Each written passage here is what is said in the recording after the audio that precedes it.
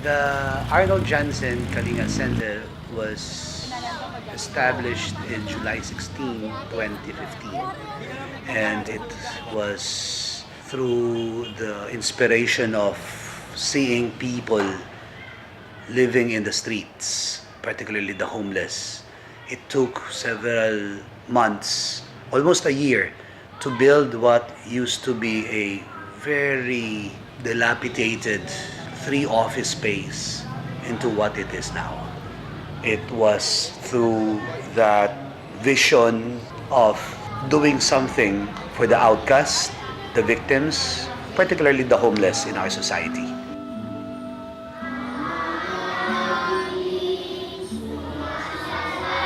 It was originally a effort by the Justice, Peace, Integrity of Creation Office, one of the four charisms of the SVD, Society of Divine Word. And it was through this office that we thought of doing not only providing, but doing something more integral and holistic. Papasok na po kami sa loob. Pagkatapos namin pumasok sa loob, uupo ulit kami. Tapos namin umupo, magbibigay ng tuwalya, tsaka ng shampoo.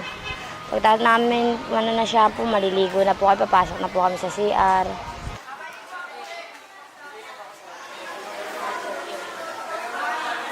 Pagkatapos namin sa CR, kikinig ulit po kami ng mga dasal. Pagkatapos namin po magdasal, pila na po kami para kumain po kami. Sabay-sabay po kami kumakain. Marami po siya natutulungan, marami siya natutulungan na tao.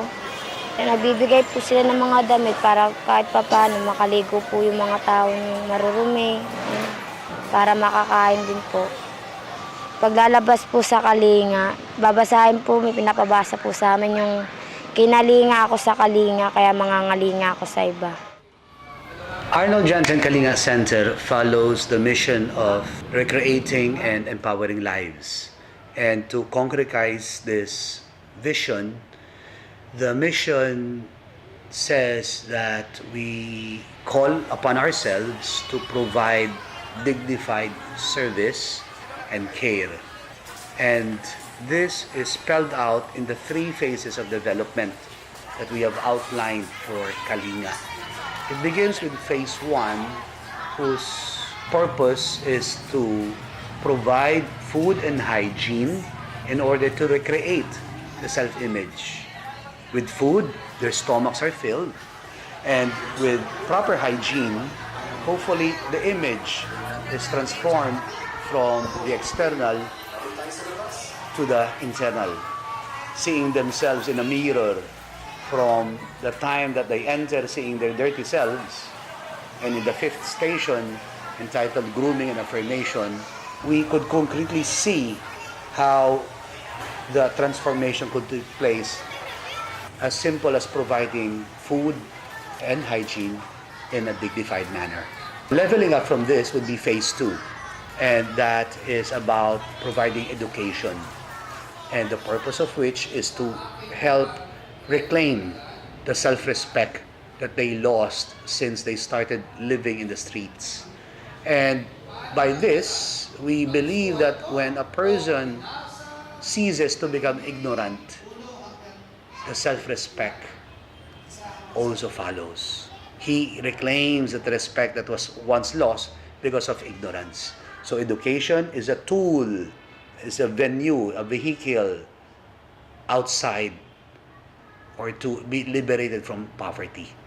The third phase of development is known as livelihood and employment, wherein having that platform of sense of dignity, seeing himself clean, the person is provided with skills and education, the person is now ready to find means and ways to live and to seek employment.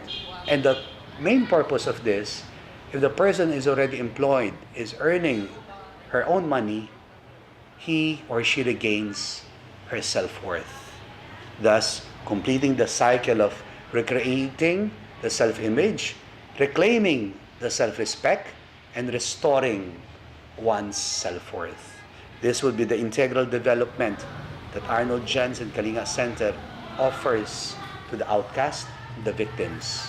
How could this be done? When you and me start to care, to go out of our comfort zones, and recognize these people, that they are also like us, wounded. However, opportunities have been deprived, but with us and with Kalinga, we can provide and make their lives once again rich and meaningful.